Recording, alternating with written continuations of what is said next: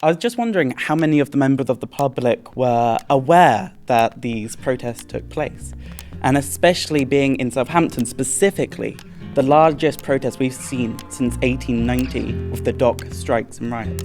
And so my question kind of poses to the panel, how does it make you feel that traditional media didn't document and report this?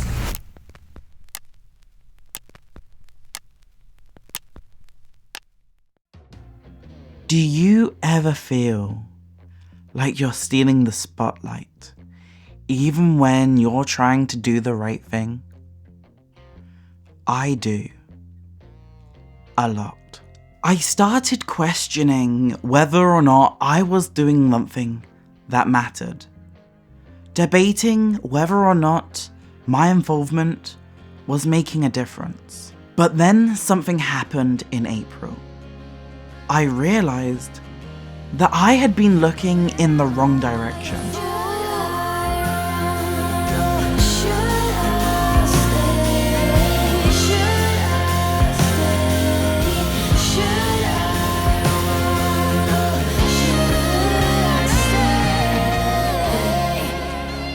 I started thinking, maybe this is how I make a change. From my studio, with a mic, with a script, just talking. But talking isn't the same as showing up.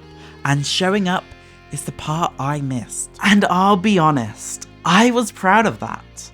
I liked the idea that I was the one making a difference. But then back in April, something happened. Welcome everyone to the protest! Back in April, the Supreme Court made a ruling, another quiet attempt to erase us. But in Southampton, trans people didn't want to go quiet. They got louder.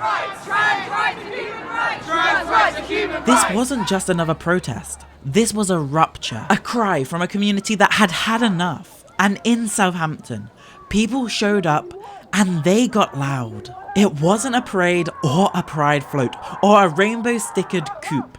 It was a protest. Trans Pride Southampton organised it with little time and even less money. I did go. I was there shoulder to shoulder in the cold April winds with my camera, chanting. But I did talk about it, but not in the way that it deserved. Not with the focus on them, not with the urgency and clarity that they deserved. Instead, I made it more about me. I told myself I'd do something with it. Maybe make a video eventually. Tell the story properly. But I waited. And the truth is, even being there, I still made it about me. Thank you for everyone for coming. Trans rights are human rights. Here's the part that I kept rewriting, because I wasn't sure that I had the right to talk about them. I've never helped them run an event, but I have seen what they do. They don't have a budget. They don't have an office. They have passion, burnout, and community. I think a big thing that you need to have or develop a lot of is resilience, because when the Supreme Court ruling first came out, we knew we wanted to do something, but it was really easy to just kind of say, right, we give up, we're not going to do anything anymore, we're just going to lay down and take it. And you need to, it's normal to feel that way, definitely, but you need to just make sure you can give yourself the time to just take a deep breath and breathe and think, right, how are we going to respond to this? What are we going to do? What are we going to say publicly?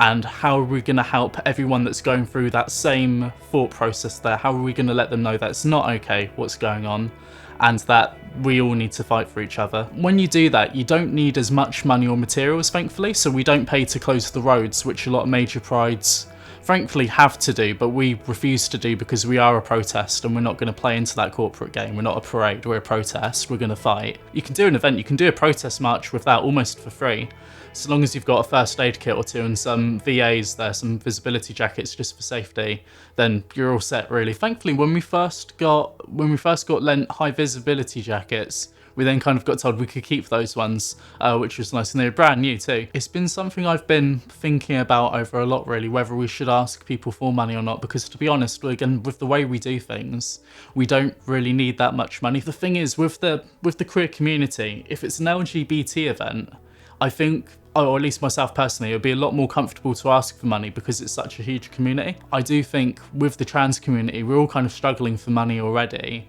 I think really we should be focusing maybe on the Good Law project, but yeah, we don't need any more money, thankfully. That stuck with me. Resilience. Needing it. They kept showing up even when no one else did. They didn't wait for permission. They didn't wait for funding. They just showed up because someone had to. They don't do it for views, because if they didn't, no one would. So this is what I'm doing. There isn't some big reveal, and there is no applause at the end of this. This is where the story changes. I'm giving back to Trans Pride Southampton. I have made videos like moments of this before. And yes, I have gained from it ad revenue, views, and a little bit of attention. But I'm not special. I'm not braver than anyone else. I just had a camera and I hit record. This is about using what I have built, no matter how small, to give something back. But better than that, I'm giving them this video. Because sometimes solidarity is quiet. Because sometimes solidarity looks like stepping out of the frame and choosing not to make it about you. I don't know, Pride documenting it has been like my life. The protest we did in April, a couple of months ago now, it's kind of like, yeah, it's all right, they're making sure that people know this happens. And that's the situation. Yeah, but like 10 years ago, I guess like, especially with a T-Door event or something, it didn't have the idea you're documenting it. It was like something else. Yeah. So, you know, Bournemouth got the coverage. They got front page newspaper, rotoscoped and everything. It was gorgeous.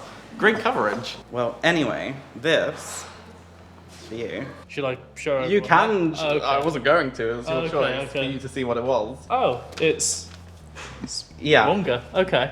I wanted to give it to you to help Trans Pride, and I've profited off of the protest videos, and it's the least that I can do. Oh, thank you. 'Cause, you know, Well, I'll make sure this goes to the right Yeah. place. because, you know.